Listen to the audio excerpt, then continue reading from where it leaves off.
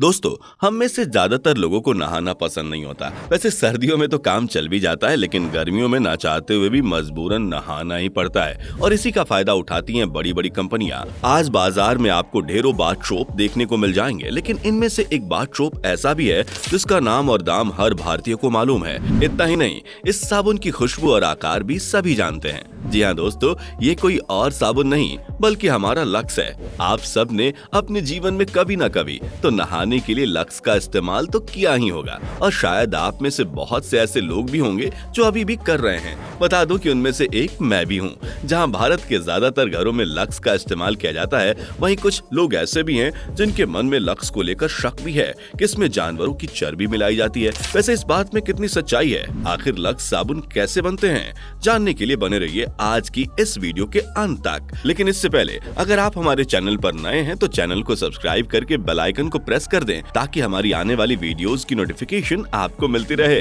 Lux साबुन British company Unilever की सहायक कंपनी हिंदुस्तान यूनिलीवर का एक लोकप्रिय ब्रांड है। यूं तो हिंदुस्तान यूनिलीवर का एक एक प्रोडक्ट भारत के कोने कोने में इस्तेमाल किया जाता है, लेकिन लक्स साबुन की बात ही कुछ और है। लक्स साबुन कंपनी के उन प्रोडक्ट्स में से है जिसे भारत के लगभग सभी घरों में इस्तेमाल किया जाता है। वैसे दोस्तों, आपकी जानकारी के लिए बता दें कि हिंदुस्तान यूनिलीवर लाइफबॉय और डव जैसे साबुन भी बनाती है। जी हाँ, यानी आप साबुन चाहे कोई सा भी खरीदें, पैसे तो सिर्फ और सिर्फ एक ही कंपनी के जेब में जाएगा और वो है हिंदुस्तान यूनिलीवर। वैसे हमें इससे क्या लेना देना? तो हम आते हैं मेन मुद्दे पर। दोस्तों, अगर लक्स साबुन के इंग्रेडिएंट्स के बारे में बात करें तो जब आप लक्स के पैक पर उसके इंग्रेडिएंट्स को पढ़ेंगे तो उसमें सोडियम टेलोवेट नाम का एक इंग्रेडिएंट्स वहां लिखा दिख जाएगा। जिन लोगों को नहीं पता उन्हें बता दें कि सोडियम टेलोवेट को जानवरों के फैट से निकाला जाता है और वो भी ज्यादातर गाय के फैट से। तो हाँ, जिन लोगों को लक्स को लेकर यह शक है कि इसमें एनिमल फैट है तो बता दें कि उनका शक बिल्कुल सही है। और तो और आपको ये भी बता दें कि सिर्फ लक्स ही नहीं बल्कि भारत के ज्यादातर शॉप्स में सोडियम टेलोवेट को मिलाया जाता है और ये आज से नहीं बल्कि सालों से ये साबुन इसी तरह से बनते आ रहे हैं। इसकी वजह है इस फैट का सस्ता होना और ज्यादातर ये खराब या बचे हुए फैट से ही बनाया जाता है, जिस वजह से कंपनी के पास इसे इस्तेमाल करने के कई कारण मौजूद हो जाते हैं। अगर लक्स के मैन्युफैक्चरिंग की बात की जाए तो लक्स साबुन बनाने के लिए सबसे पहले पॉम ऑयल को प्रोसेस और ब्लीच किया जाता है ताकि बेटर क्वालिटी के पॉम ऑयल को लक्स के लिए निकाला जा सके। बेटर क्वालिटी के पॉम ऑयल को निकालने के बाद उसे कंटेनर में इकट्ठा किया जाता है जहाँ उसमें कास्टिक सोडा और फैट को मिक्स किया जाता है। अब इस मिक्सचर को एक मशीन की सहायता से 18 मिनट तक उबाला जाता है। एक तय सीमा के बाद यह मिक्सचर जब गाढ़ा हो जाता है तब उसे यहाँ से निकालकर एक ऐसी मशीन में डाल दिया जाता है जहाँ इस मिक्सचर को रिबन जैसा शेप दिया जाता है, जो कि देखने में भी बेहद खूबसूरत लगता है। लेकिन इसकी खूबसूरती को देखकर आप गलती से भी इसे छूने की कोशिश मत कीजिएगा।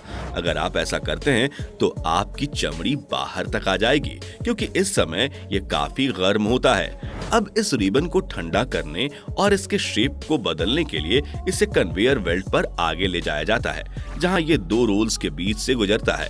इन रोल्स से गुजरने पर रोटी की तरह ये रिबन आपस में जुड़कर फ्लैट हो जाता है। अब इन्हें ग्राइंड करने के लिए ग्राइंडर से गुजारा जाता है। इस पावरफुल ग्राइंडर से निकलने के बाद इसे अब एक बार फिर से कंटेनर में रखा जाता है, जहां इसमें सेंटेड ऑयल और कलर मिक्स किए जाते हैं। अब कलर और सेंट मिलने के बाद अब इस पूरे मिक्सचर को एक प्रेशराइज्ड मशीन में डाल दिया जाता है, जहां मशीन इस मिक्सचर्स को लंबी लंबी स्टिक में बदल देती है। अब इस लंबी स्टिक को सबसे पहले कुछ जगह पर कट मार कर कई भाग कर दिए जाते हैं। इस स्टेज पर इसका कलर आपको थोड़ा थोड़ा जाना पहचाना सा यानी लक्स साबुन जैसा दिखना शुरू भी हो जाता है, लेकिन अभी भी इसे सही शेप नहीं दिया गया होता है। आपको पूरी तरह से यकीन दिलाने के लिए कि यह लक्स ही है, अब इस साबुन की लंबी लंबी स्टिक को एक मशीन में डाला जाता है, जहां उसे रोटेट किया जाता है। अब यहाँ पर एक गर्म स्टैंपिंग मशीन की मदद से एक साथ पूरे स्टिक पर कंपनी के नाम और लोगो स्टैंप कर दिए जाते हैं। इतना होने के बाद यह स्टिक आगे भेज दी जाती है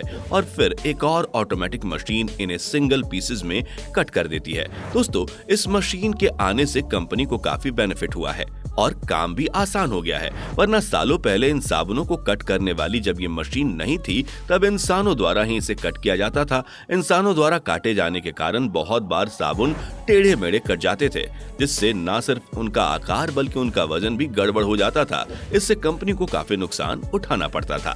लक्स के साबुन को शेप देने का एक प्रोसेस ये भी है कि पहले से इन्हें सिंगल पीसेस में काट लिया जाता है और फिर इसके बाद इन्हें एक डाई या शेपिंग मशीन में डालकर आकार दिया जाता है। सिंगल पीस में कट जाने के बाद इन साबुनों को पैकेजिंग के लिए आगे भेज दिया जाता है और यहाँ पर भी हर बार की तरह मशीनें बखूबी पैकेजिंग से लेकर इंस्पेक्शन तक का सारा काम खुद ही कर लेती है। दोस्तों, यहाँ हम आपकी जानकारी के लिए बता दें कि ज्यादातर साबुन बनने का प्रोसेस तो एक ही जैसा है, लेकिन इंग्रेडिएंट्स में कुछ डिफरेंस हो सकता है। एग्जाम्पल के लिए अगर हम ब्यूटी शॉप को किनारे करके 1 मिनट के लिए डिटॉल जैसे एंटीबैक्टीरियल शॉप की तरफ भी गौर करें तो आपको इसके इंग्रेडिएंट्स में साफ फर्क नजर आ जाएगा। जैसे डिटॉल बनाने के लिए क्लोरोचाइनेलोन को सबसे पहले कंटेनर में डाला जाता है और फिर उसी में आइसोप्रोपेनॉल और सीड ऑयल डालकर उसे पानी के साथ 2 घंटे गर्म होने के लिए छोड़ दिया जाता है। इतने वक्त में ये मिक्सचर एक गाढ़ा लिक्विड बन जाता है, जिसके बाद इसे भी मशीन में डालकर रिबन्स बना लिया जाता है। रिबन्स के बाद यह रोलर में जाएगा, रोलर से ग्राइंडर में और कलर और सेंट ऐड किया जाएगा। ऐड करने के बाद हम फिर से इसे प्रेशराइज्ड मशीन में डालकर स्टिक की शेप में निकाल लेंगे। दोस्तों, एक बार फिर से लक्स पर लौटें तो आज लक्स भारत में सबसे ज्यादा बिकने वाला साबुन है। ये सोचने वाली बात है कि आखिर हिंदुस्तान यूनिलीवर ने लक्स साबुन के साथ ऐसा क्या किया तो ये घर घर की पसंद बन गया। आइए शुरुआत से इसे समझते हैं। लक्स का जन्म इंग्लैंड के एक कॉटेज इंडस्ट्री में लॉन्ड्री शॉप यानी कि कपड़े धोने वाले साबुन के रूप में हुआ था। उस समय इसका नाम सनलाइट फ्लैक्स हुआ करता था।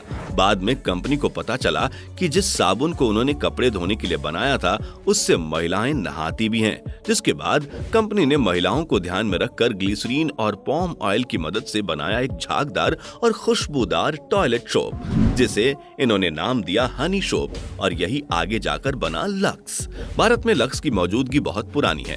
लक्स को 1929 से अब तक भारत में आए 93 साल हो चुके हैं और अभी तक यहाँ इसकी डिमांड कम नहीं हुई है। वैसे दोस्तों, लक्स की सफलता का राज उसकी मार्केटिंग स्ट्रेटजी भी है। कंपनी ने इसे घर घर की पसंद बनाने के लिए जमकर प्रमोशन किया। कंपनी ने दुनिया को यह दिखाया कि लक्स कोई आम साबुन नहीं बल्कि सुपरस्टार साबुन है। कंपनी ने देश की बड़ी बड़ी हस्तियों को अपना ब्रांड एम्बेसडर बनाया।